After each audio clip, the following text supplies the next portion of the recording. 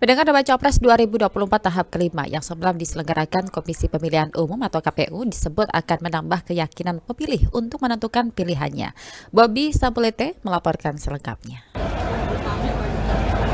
Komisi Pemilihan Umum KPU menyelenggarakan debat Capres kelima atau saat menyampaikan visi dan misinya, calon presiden dengan nomor urut 1 Anies Baswedan mengatakan bahwa persoalan terbesar bangsa saat ini yakni ketimpangan, termasuk ketidaksetaraan dan ketidakadilan. Persoalan terbesar bangsa kita hari ini, Republik kita hari ini adalah ketimpangan, ketidaksetaraan, ketidakadilan.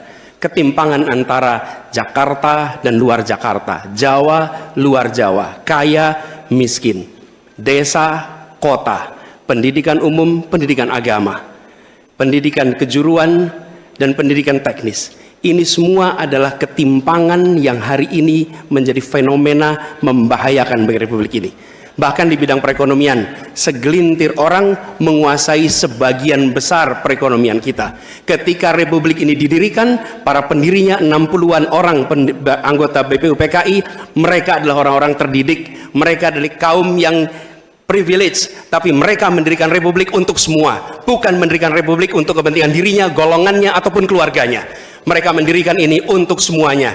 Kekuasaan yang dibangun untuk memberikan kesempatan kepada semua. Sekarang kita jauh dari cita-cita Republik ini.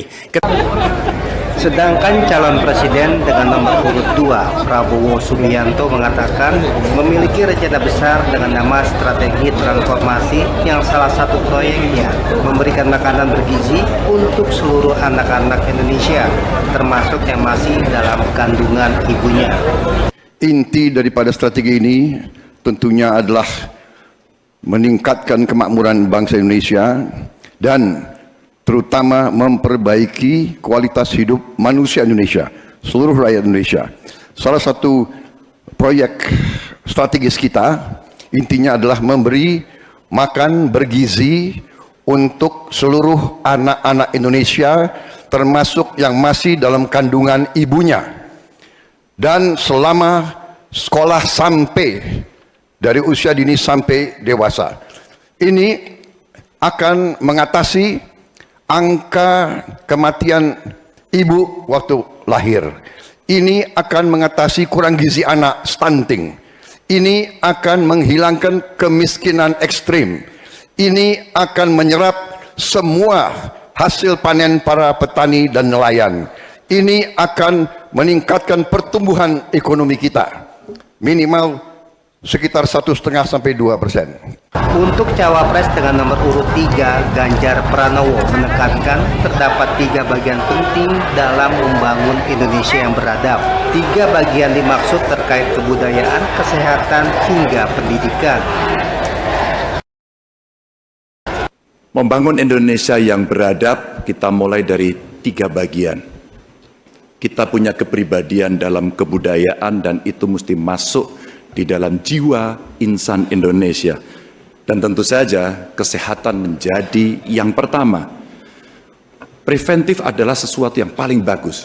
Kita olahraga, makan sehat, dan itu akan membantu dalam politik kesehatan kita akan jauh lebih baik.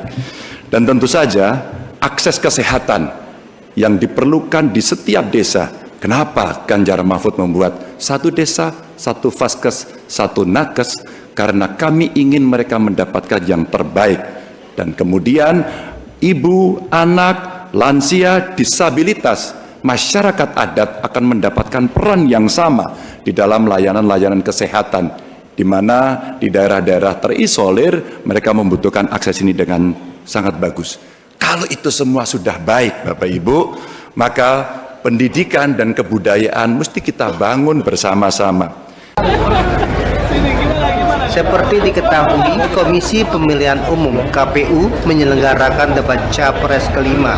Adapun tema debat terakhir yakni kesejahteraan sosial, kebudayaan, pendidikan, teknologi, informasi, kesehatan, ketenagakerjaan, sumber daya manusia, dan inklusi. Diharapkan dengan adanya debat, para pemilih semakin yakin dengan pilihannya. Dari Jakarta, Pro 3 RRI, Bobby Sabulete terus mengudara untuk Indonesia.